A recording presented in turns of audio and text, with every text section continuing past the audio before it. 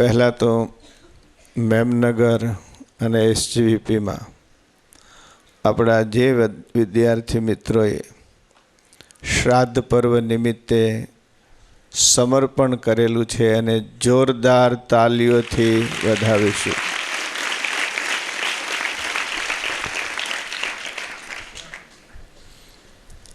નાની ઉંમરે આ જબરો સંસ્કાર છે. તમે તમારા પોકેટ મનીમાંથી મન મૂકીને શ્રદ્ધા પર્વ નિમિત્તે સમર્પણ કરો છો. ભગવાન રામ શ્યામ ને ઘનશ્યામ તમારા ઉપર પ્રસન્ન રહે. આજ મને આનંદ છે કે શ્રદ્ધા પર્વના 50 વર્ષની ઉજવણીમાં તમે મને યાદ કર્યો.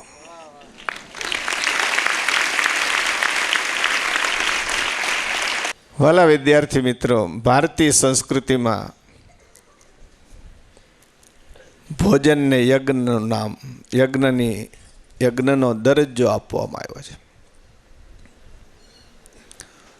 પંખીઓ ચણે છે, પશુઓ ચરે છે, માણસ ખાય છે અને ઘણા ખાઈ ખાઈને મરે છે. હું તમને આપણી ઋષિઓની સંસ્કૃતિના ભોજનના સંદર્ભમાં કેટલાક શ્લોક ઝીલજો. અહમ વૈશ્વાનરો ભૂત્વા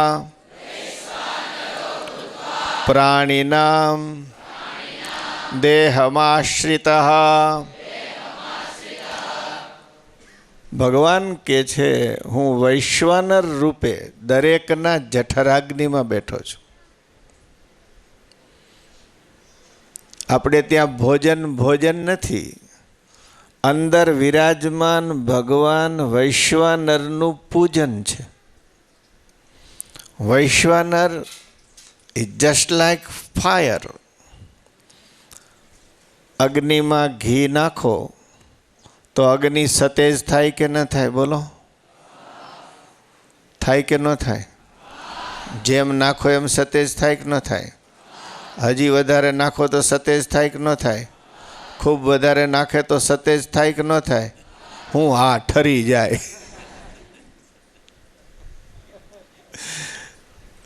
ભારતીય ઋષિ મુનિઓએ ઘી કેટલું હોમવું એનો વિવેક બતાવ્યો છે, પણ આજે તમારે એ વિવેકની લક્ષ્મણ રેખા માનવાની.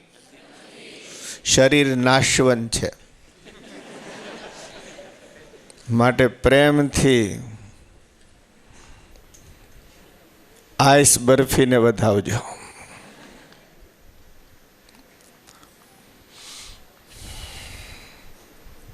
બ્રહ્માર્પણમ બ્રહ્મ હવિઃ બ્રહ્માગ્નૌ બ્રહ્મણાહુતમ. આ અદ્ભુત મંત્ર ગીતાજીનો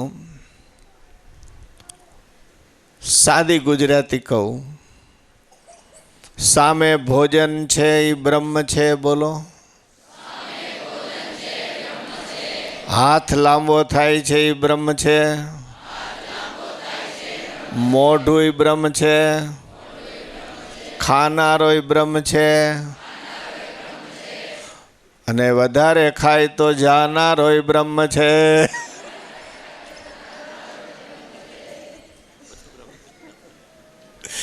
કેવી સરસ વ્યાખ્યા. બ્રહ્મ સિવાય કશું નથી. ભોજન ભૂલાઈ ગયું. બ્રહ્મની ભાવના અન્નમાં થઈ. અન્નમ વૈ બ્રહ્મ અન્નમ બહુ કુર્યાત અન્નમ ન નિંદ્યાત.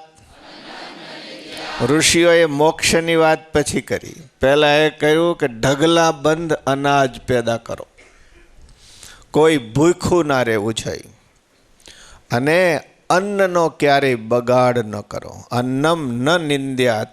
અનાજનો બગાડ મહાપાપ છે. તમે જુઓ, ભોજન તો આખી દુનિયા કરે છે. પણ ભારતીય ઋષિમુનિઓ ભોજનને કેટલું સરસ યજ્ઞાત્મક સ્વરૂપ આપી રહ્યા છે. સહનાવવતુ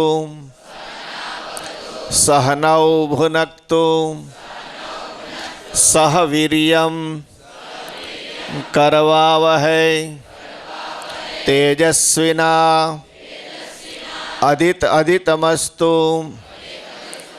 અધિતમસ્તુ મા વિદ્વિષાવહૈ. વાલા મિત્રો, જમવું એ મહત્વનું નથી, બધાએ સાથે મળીને જમવું એ મહત્વનું છે. એકલા તો બધા ખાય છે.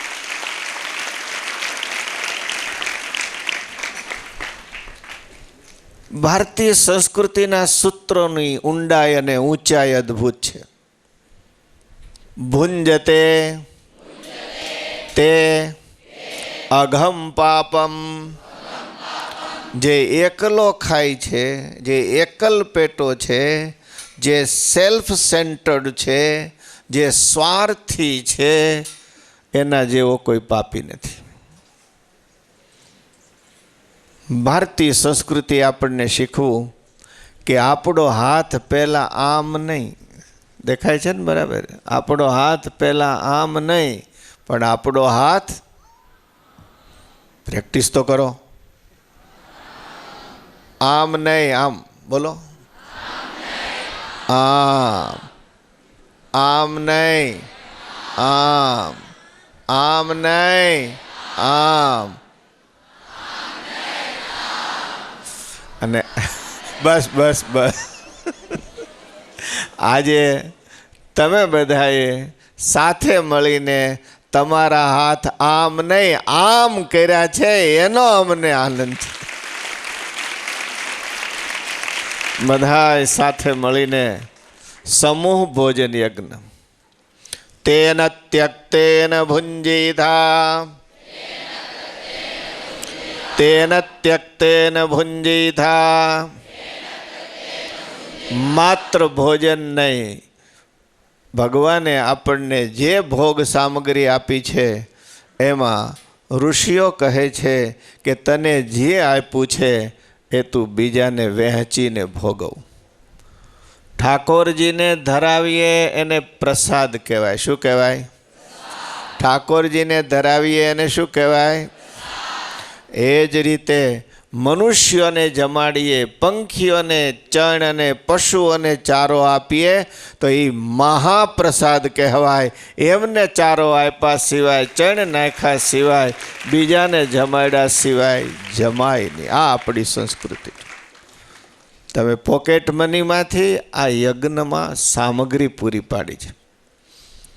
વિદ્યાર્થીઓ છો, ભણો છો, સંતોને, બાલસ્વામીને કે કોઈને એમ નથી કે તમારી પાસેથી કંઈ મળે, પણ તમારા દિલમાં એક સંકલ્પ જાગ્યો કે આ શ્રદ્ધા પર્વ નિમિત્તે અમે જમાડીશું, અમે જમાડીશું. આ બહુ મોટી વાત છે. તો વાલા વિદ્યાર્થી મિત્રો, મને લાગે છે અંદરનો અગ્નિ સતેજ થઈ ચૂક્યો છે. ભગવાન વૈશ્વાનર રાહ જોઈ રહ્યા છે કે હવે ક્યારે મારો ભગત મારા અગ્નિમાં આઈસ બરફી નાખે. એટલે આવા સમયે બહુ વધારે વાત કરાય કાંઈ નહીં, કાંઈ નહીં, પૂરું. ખૂબ ખૂબ હૃદયથી બધાને અભિનંદન. મોટા થઈને પણ આપણા હાથ આમ થતા રહીએ, આમ થતા રહીએ. આજે આખી દુનિયા સાયન્સ અને ટેકનોલોજીની દુનિયા હોય. વિદ્યાર્થી મિત્રો, વિજ્ઞાને શ્રેષ્ઠ સાધનો આપ્યા છે, પણ આખી દુનિયા રેટ રેસની પેઠે દોડી રહી છે, ઉંદરડાઓની જેમ દોડી રહી છે. અને દુર્ભાગ્યે આ ભોગવાદની આખી દોટ આમ હાથ કરવા માટે નથી, આમ હાથ કરવા માટે છે. પરિણામે આખું વિશ્વ અનેક પ્રકારની સમસ્યાઓથી ઘેરાઈ રહ્યું છે.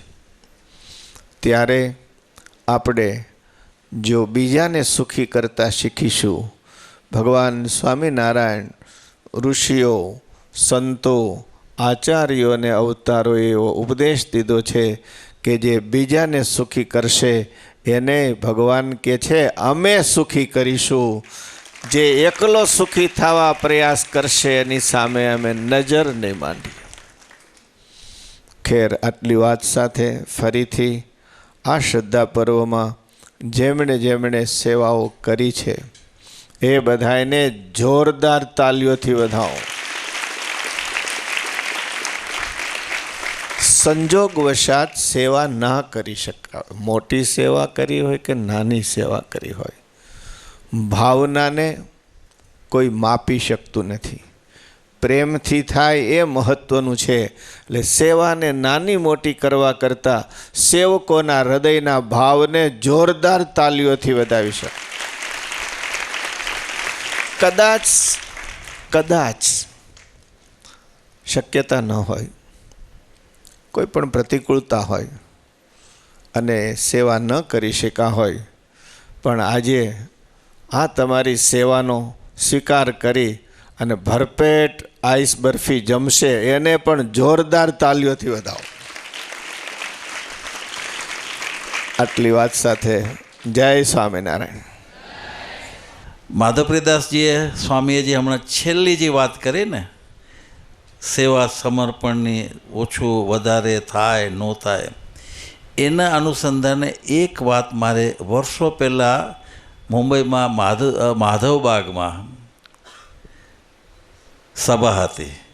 શાસ્ત્રીજી મહારાજની સભામાં હાજર હતા. એ વખતે આપણા ગુરુકુળના એક વિદ્યાર્થી ગાયક, નામ મારે અત્યારે નથી દેવું, એનું ગળું સારું હતું, એણે કીર્તન ગાયું.